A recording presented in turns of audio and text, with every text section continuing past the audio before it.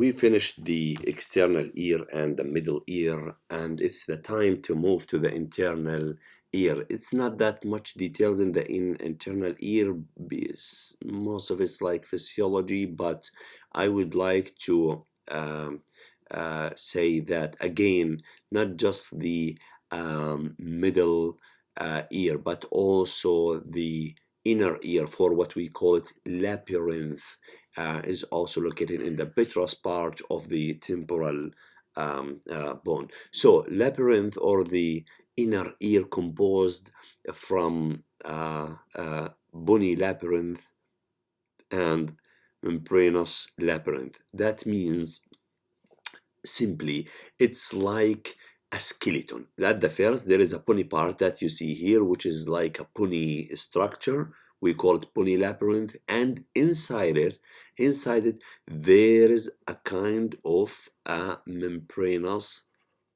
structures, membranous duct, and so forth. So this is the membranous structure inside it that I'm drawing, right? So just move this and put it there inside this bony skeleton.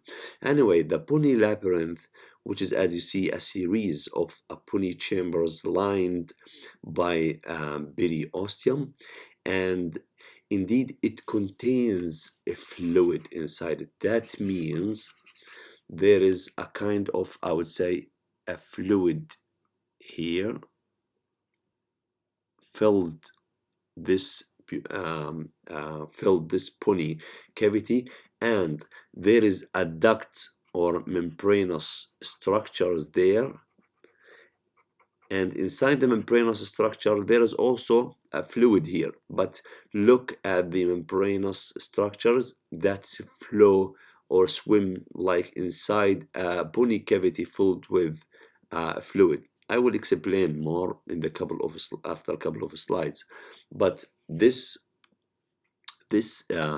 I would say the clear fluid here inside the bony labyrinth is called the perilymph, right? Perilymph, which is suspended the membranous labyrinth there, because we mentioned that there is a kind of a ducts and a system there called membranous labyrinth. This is the membranous labyrinth that you see here. Let me show you in another figure. You see this blue color. This is a membranous labyrinth located inside the bone, inside the bony labyrinth, right? So inside this membranous labyrinth there is an endolymph. Here is inside these ducts, endolymph.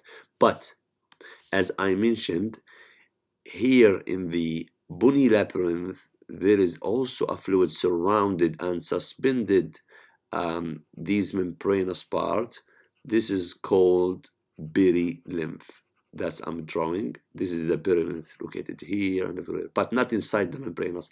The fluid inside the membranous labyrinth here in these ducts, it's called endolymph. That means you have endolymph and you have perilymph. Here is located outside. It's surrounding it inside the bone, right?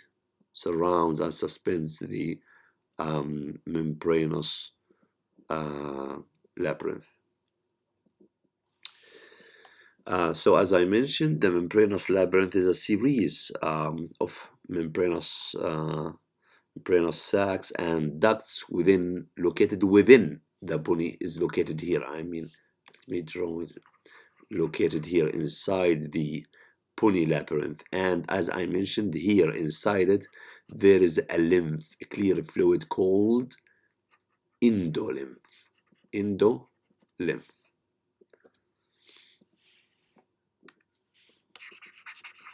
So back again to the bony labyrinth.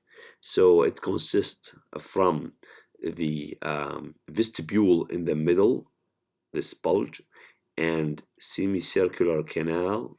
As you see here, you have 3, and you have the cochlea, which is like a snail, right? Now let us start with the cochlea. When you talk about the cochlea, it looks like the snail, and at the end of the day, it converts the vibration coming to the eardrum and transmitted through the ossicles. It converts the mechanical energy into electrical energy and signals carried by the nerve, vestibulocochlear nerve, to the brain, right? So, and as we mentioned, that the first term, this one of the first part of the cochlea here, it creates a kind of promontory. This part, this bulge called promontory, we talked about it, right? On the medial wall of tympanic cavity, right? Tympanic cavity, I mean what? The middle ear. We call it tympanic cavity, right? So, the cochlea contains a duct called cochlear duct. This is the duct inside the bone. This is part of membranous labyrinth. So this membranous labyrinth, the membranous part, which is called, because into the cochlea, it's called the cochlear duct, right? Which is, as I mentioned, part of from membranous labyrinth, right? Now, if you take a cross section through the cochlea, let us say cut here, right? And have a look to this cut, right? If you take this segment, for example, you cut it from here and you look at it, you will find it like divided into three parts, 1, 2, and 3. So these canals that divided in this, look at this cross section. So you have 3 channels there. The most important one here is the cochlear duct. We call it scala media. Scala media because it's in the middle between the scala vestibuli and scala tympani. So you have, that means the 3 channels: scala vestibuli, scala media, and scala tympani.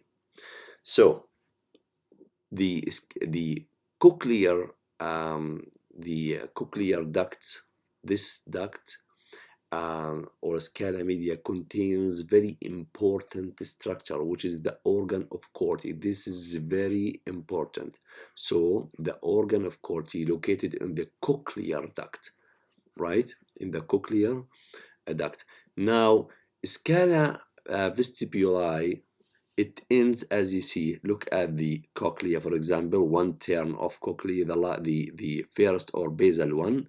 So you remember the stapes that close the oval window here. So the vibration comes from here, hits the eardrum, vibration transmitted through the ossicles until it reaches the stapes. The stapes hits the oval window and moves the, what's the name of fluid here?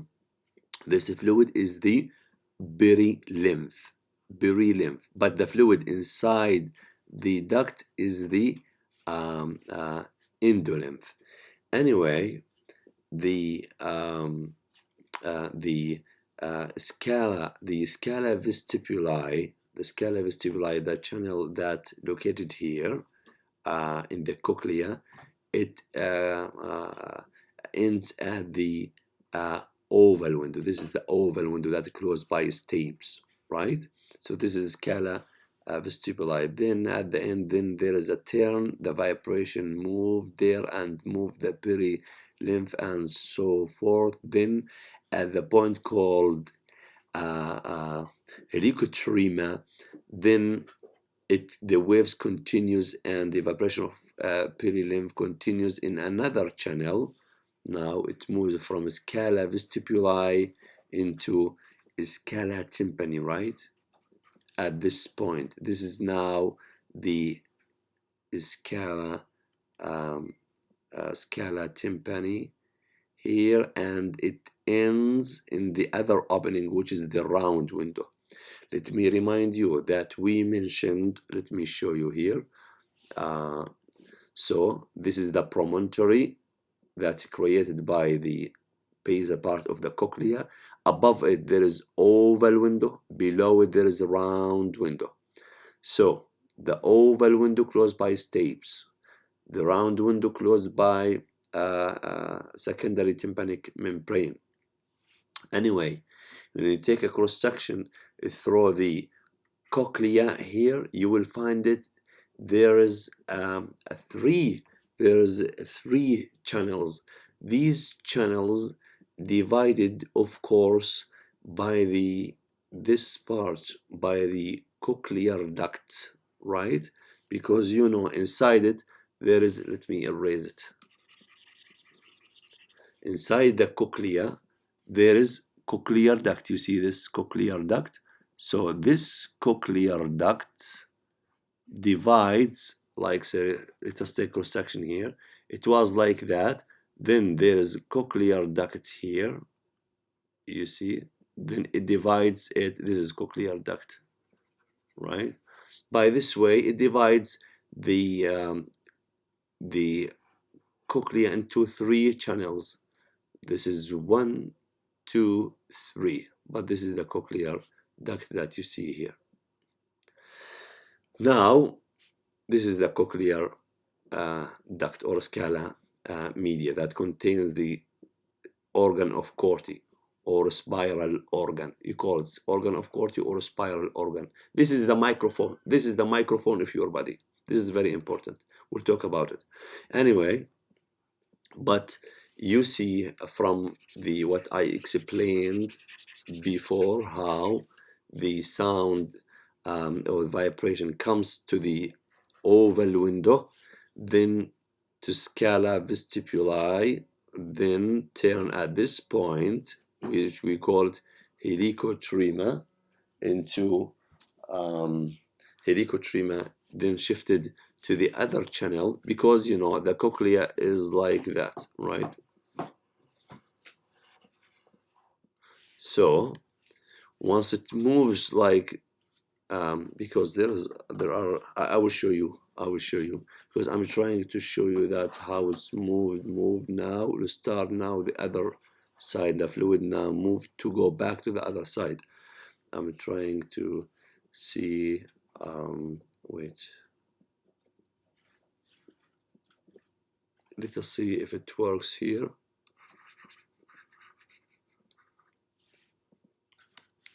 So say there is a vibration coming from here, and it goes here through the scala vestibuli, scala vestibuli. Then at this point, now it has to return back. This is helicotrema, the point of meeting of scala vestibuli with scala tympani. Now back again, the vibration moved in the scala tympani,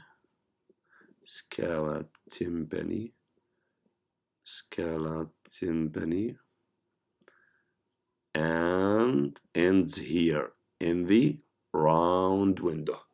So it gets in there through the oval window, as you see, then all the way until to reach the end of the cochlea. Once it reaches the end of the cochlea, it now at the helicotrema, the point of meeting of both here, then the vibration continues in the other channel, which is the scala tympani, all the way until it gets out through the round window here, dampen here. This is the idea. Now, I would like to foster again on one idea again and again, that the cochlea was like this. Then this is the bony labyrinth. Inside the bony labyrinth there is a membranous labyrinth, which is like that, say, right? So this one, the membranous that you see here in this color, the blue color, right? So this is the blue color, the Membranos Labyrinth, but I'm talking about the cochlea, so this is the cochlear duct. So this is the cochlear duct. This is the cochlear duct. And the cochlear duct, because it exists, so it separates by its existence, it separates or it creates or it converted the cochlea into 3 channels, 1, 2, and itself the 3. Cochlear duct, scala vestibuli, scala tympani. The sounds come through the scala vestibuli, then moves all until it reaches the end, then move to the scala tympani, then back again to foramen, round window. Okay, so here inside the yes, the idea that inside the cochlear duct, what you see here is endolymph, the fluid there called endolymph. But in this area, it's called perilymph. That means the lymph that surrounded the cochlear duct is called perilymph. It doesn't matter in it exists in scala and scala vestibuli and scala tympani. Sorry for that. Now, in the cochlear duct, this duct, inside it there is a fluid called endolymph. Here, inside there is endolymph. But you know that this duct divided the cochlea into 3 parts, right? As I mentioned, 1, 2, 3. Now, inside the cochlear duct, there is endolymph. Here, inside there is endolymph, inside this duct. And surround this duct, this area, the space that's here on both sides here, that means here and here, is perilymph. So, as I mentioned, that the sound, the vibration, of course, moving by the stapes and over window here, moving the perilymph. Lymph. We'll talk about more. This is, I think, explain what I'm saying. This is the cochlear duct here. Inside the cochlear duct here is the endolymph and surrounded by perilymph. I think that's more than enough. Yes, we said that vibration of stapes on the window sends vibration into fluid. Yes, we said that. Okay.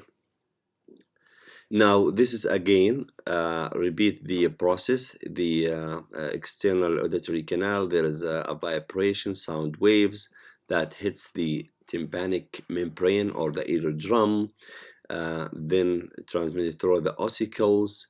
Once they reach the, of course, from malleus, incus, and the stapes. Now the stapes pushed on a fluid of a scala vestibuli, right here at the oval window. This is the oval window. So in the scala vestibuli, the perilymph moved and pushed there until it passes in the scala vestibuli until it reaches the last point, which is here. This point here, the meeting point. Let me show you. Here is the meeting point, helicotrema. Once it reaches the helicotrema, it now continues into the other channel, which is the scala tympani, right? All the way until it reaches the and dampen or dissipated at the round window that's covered by secondary tympanic membrane. Now, what will happen when the perilymph vibrated and moved in this way? What will happen is that they move the central duct they move this duct, the cochlear duct.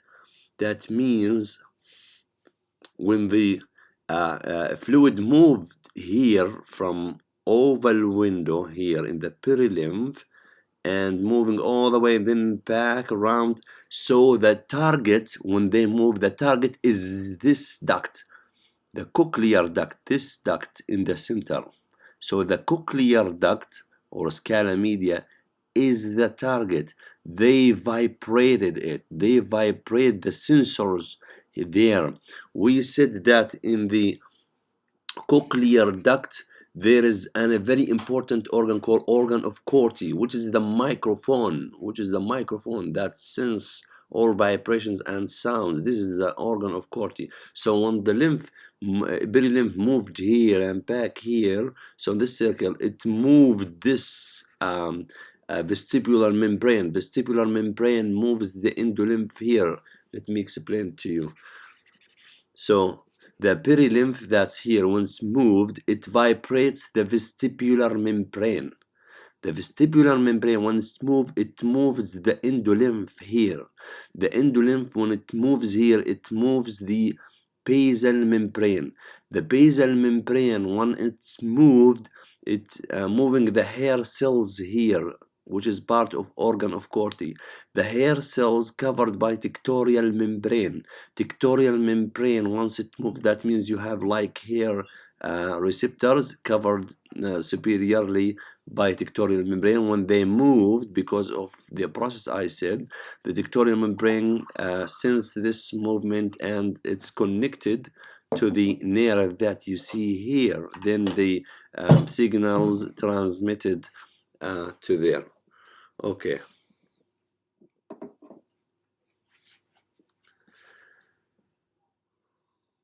Okay. Now what else? Now, as I mentioned, the pressure waves travel from scala vestibuli to the vestibular membrane here. Now, then to the endolymph here of a cochlear duct that exists in the cochlear duct that was drawn in the blue color, of course, but here is red color. I don't care. Then the basilar membrane, as I mentioned, the endolymph affects the basilar membrane. Then the basilar membrane, once vibrates, it moves the hair cell that you see here. The hair cells of course, the hair cells of spiral organ, right? Spiral organ is important. This is structure called spiral organ. This is very important, right? Or organ of Corti, right? So covered again these hair cells by tectorial membrane that you see here. That's of course generate nerve impulses in the cochlear nerve. So the organ of Corti, which is very important, is a sensitive element, as I mentioned, in the inner ear, and it's a microphone of your body. Because you saw how it's important. It's found in the cochlear. It's found in the cochlear duct, or you can say scala media side, of course, of the basilar membrane, on the basilar membrane, right? On the what else?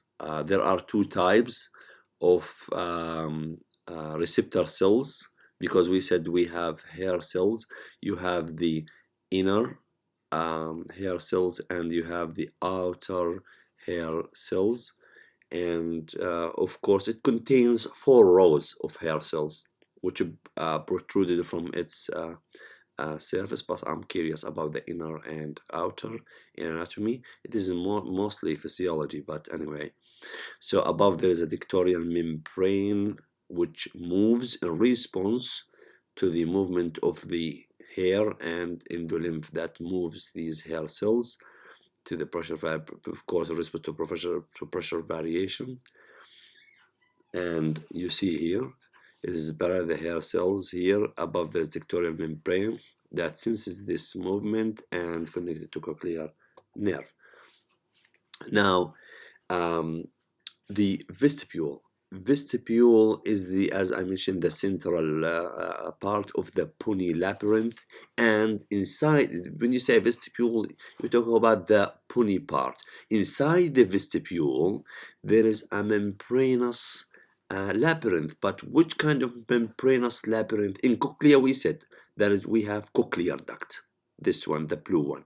Yes, we finish it. Now let us jump to the vestibule. Inside the vestibule, there is membranous part. Yes, there's membranous part, which is the saccule and utricle. Saccule and utricle, they are part of membranous labyrinth. You see these sacs filled with endolymph, right?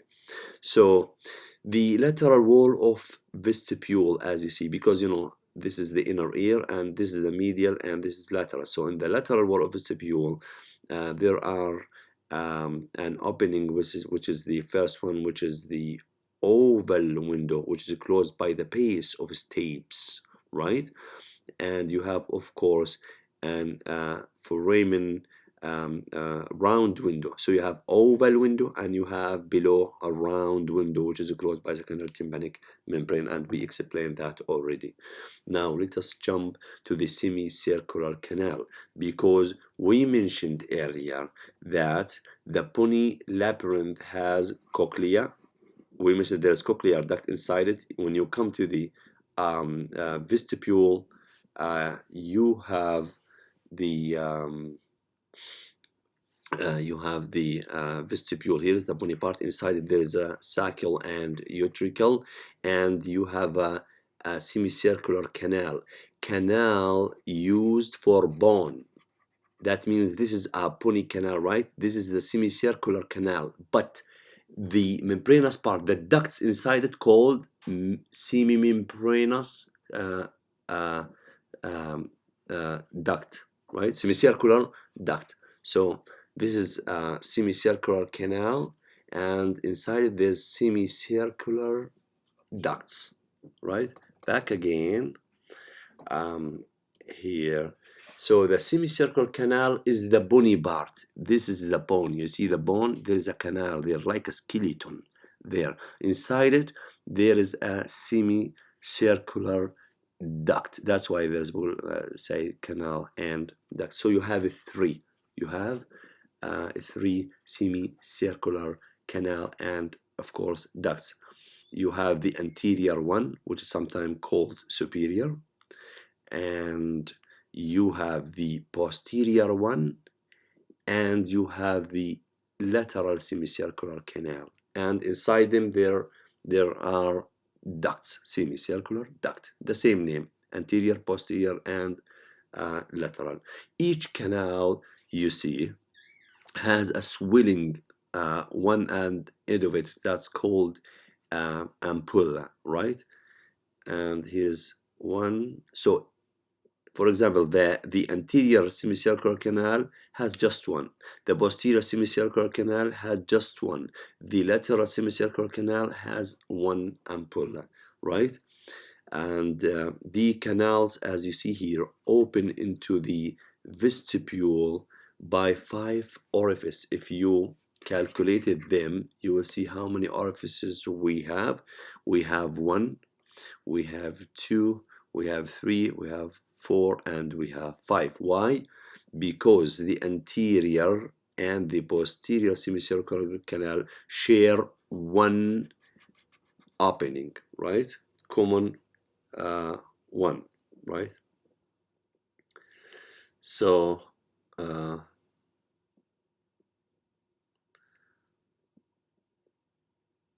forget that. So again, to the membranous labyrinth that contains, as I mentioned, 4 ducts and 2 sacs. You have the cochlea that starts from here. Again, this is the cochlear duct, and you have the sacs. Of course, you have the saccule, and you have the utricle, and of course, you have the semicircular ducts. These blue, of course, indicating to the blue colors. And again, you know that cochlear duct inside lie within the cochlea, and it divides as I mentioned earlier, the cochlea into the bony cavity there in the cochlea into scala vestibuli and scala tympani, and you have the sacs, utricle, and saccule. They are located in the utricle and saccule in the vestibule. This is the vestibule bony part, so they are located here. And you have also the what we call it, the semicircular ducts. These blue colors, the ducts inside the bone, inside the semicircular canal. This is the idea that I want you to understand. So you have to know each one and where it's located. So yes, this is what I also explained, that there is a perilymph, which is within the scala vestibuli, separated from the middle ear, of course, by the base of stapes. It closed the oval window here, and once the vibration reached, it hits the stapes hits the oval window, then the perilymph. It continues as I mentioned earlier. Let us follow it. The perilymph now vibrates all the way until it reaches the helicotrema. Now from helicotrema it meets the scala tympani, right back again into the cochlea. Let us back again. Where is that? Okay, of course I'm in a scala tympani, right? Scala tympani until the vibrations end now in this round window. It's closed, of course, by secondary tympanic membrane. So lastly, I think this is, I don't know, last one. Yes, almost the last one. So what I want to say that the utricle and saccule, they are really have a sense organ called the macula of the utricle. So the utricle that you see, let me remind you, this is the utricle that's close to the semicircular canal. It's responsible for linear acceleration in the horizontal plane. What does it mean? Because it's the sensation, the hair is like that, oriented like that. So when you move in horizontal plane, like for example when you sit like driving in a car and suddenly you find something strange in front of yourself, then you hit the brake, then your head will move like this and like that in the horizontal plane. So this acceleration movement sensed by the utricle, while the saccule, because the hair receptors oriented like this, so it's responsible to respond to the linear acceleration in the vertical plane. Like what? When you are in elevator, so these hair cells, when the elevator suddenly stopped, so you feel that because of the hair cells oriented like that in the saccule. So the movement, you sense the movement in the vertical plane, while the semicircular ducts that you see here is responsible for rotational movement in any direction, like moving your head right and left and make a rotation, right? So all of them at the end of the day will be responsible for orienting your head either in the horizontal plane or vertical plane or rotational rotational movement and in equilibrium, right? So just remind you that yes, these structures, utricles and saccule and semicircular canal, they are responsible for equilibrium at the end of the day, but the organ of Corti or spinal organ in the cochlea responsible for hearing. That means the inner ear responsible for hearing by the cochlea and equilibrium by the utricle cycle and semicircular semicircular canal. So as I mentioned, in the cochlea you have a spiral organ or organ of Corti that contains sensory receptor for hearing. This is tympanic membrane perforation, in which what I want to say, you can read it of course, but here is the most important thing here, because the chorda tympani, you remember the chorda tympani nerve that runs in the let me show you here again, let me remind you. This is the I talked already about it, but let me make sure you got it. This is the chorda tympani nerve. Already explained, you can go back to the video, but anyway, pass it between incus and malleus. Then look, this is in relation to tympanic membrane. It's located in the upper part, so if there is perforation, it's preferred to be in the inferior part of tympanic membrane, in the inferior part, right, of tympanic membrane, if there is a need to for a rupture, right? And also incision done below this level. And because, so like this, because the superior part also not about chorda tympani, but also highly vascular, so incision for release of the pus, if there is pus here or inflammation, done in the posterior inferior part of the membrane. You can read otitis media, how and really how it's connected with eustachian tube and these clinical conditions. Thank you so much, and hope you find value in it. Thanks.